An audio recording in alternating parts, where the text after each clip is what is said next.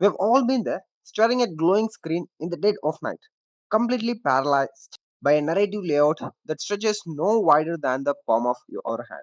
Traditional Hollywood spent decades telling us that great stories require massive panoramic canvas frames to carry psychological weight.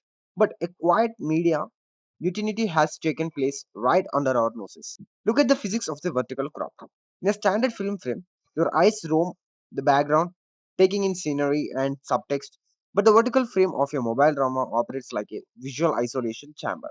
It strips away the world, crops out the exits, and forces you into an uncomfortable, hyper intimate confrontation with the actor's raw micro expressions. When you watch a hit like Real Shots Falling for My Nemesis Stepbrother, you aren't just scrolling through a casual, low budget guilty pleasure.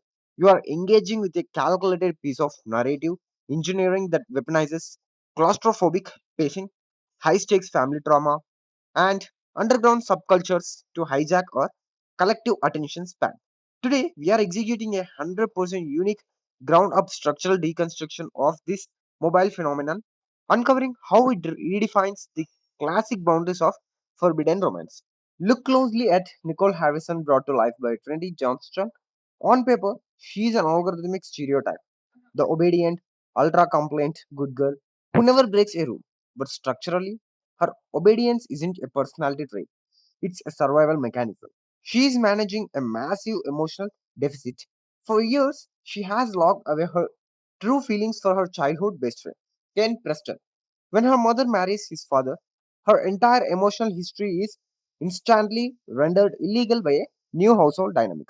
Her mother doesn't just dislike Kane, she systematically tries to erase Nicole's access to him. This forces Nicole to weaponize her perfection.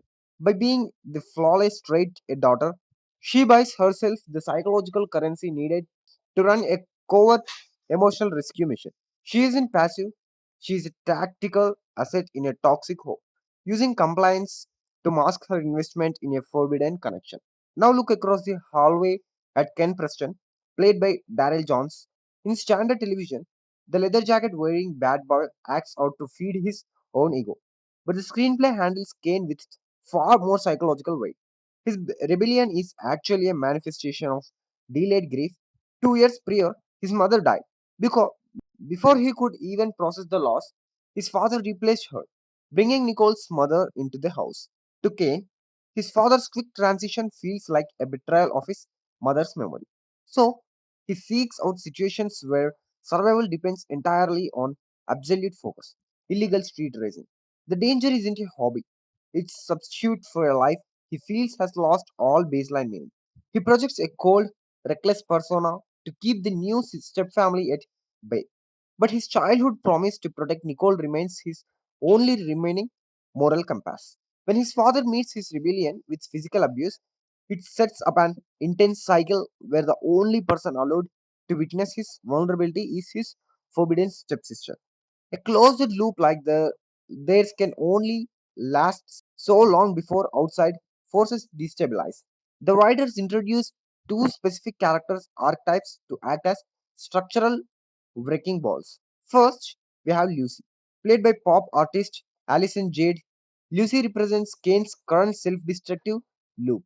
She is toxic, hyper-confident enabler who pushes him toward dangerous behavior because it elevates her own social status. Driven by an intense jealousy of Nicole's unspoken hold over Kane, she actively orchestrates situations designed to break Nicole's spirit. On the opposite side stands Jack, portrayed by professional theatre actor Brandon Moore. Jack is a wealthy, articulate racer from the UK. When he transfers to this school, he doesn't just offer Nicole a romantic alternative, he offers her safety. He is a genuine gentleman who recognizes her worth instantly, positioning himself as Kane's direct rival. Jack's presence forces Kane to realize that his self destructive behavior is actively pushing Nicole into the arms of someone who can actually offer her an open, undiscussed future. Because microdramas are viewed on vertical screens, large cinematic gestures fail completely. The actors have to shrink their performances down to a hyper-dense physical vocabulary. Watch Jones in episode 2. When Nicole risks public ridicule and steps onto the wet asphalt of an underground race track to stop him from driving into a storm, Kane doesn't blow up. His shoulder drops, his jaw relaxes, and his eyes show a flash of sheer panic at the thought of her getting hurt. He forfeits the entire race and surrenders a motorcycle just to get her home safely. Trinity Johnston matches his intensity in episode 7's bedroom sequence, trapped beneath Kane's half naked frame as he tries to intentionally alienate her by acting crude. Her performance relies entirely on absolute stillness. Her steady, unblinking eye contact refuses to accept his fake bad boy persona, stripping away his defense mechanisms without a single line of dialogue. This escalating emotional warfare reaches its breaking point during homecoming night. Lucy executes a cruel plan, tearing Nicole's expensive dress and leaving her exposed on the ballroom floor. The crowd reacts instantly, pulling out their phones to record and mock her. But this public humiliation becomes the exact catalyst the narrative needs. Kane doesn't look at his girlfriend, his friends, or the cameras. He breaks through the crowd, stands up to the bullies, and shields Nicole from the room.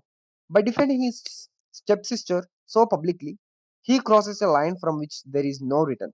Jack's immediate move to protect her forces Kane's hand. He must drop the rebellious act and claim his true feelings, or lose her permanently.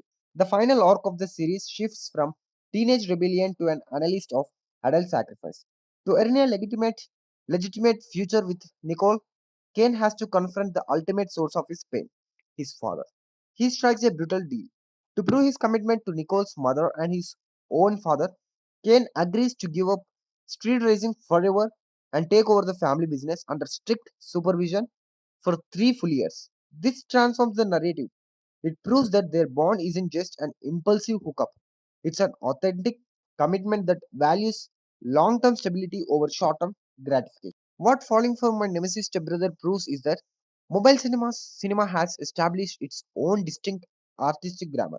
It trades expansive landscapes for extreme, tight angled character geometry. Every piece of dialogue is stripped of filler, leaving only pure, dense intent. The show balances pacing beautifully by injecting genuine Katrina's bright, highly expensive comic relief as Millie against the heavy, high contrast shadows of the illegal racing circuits.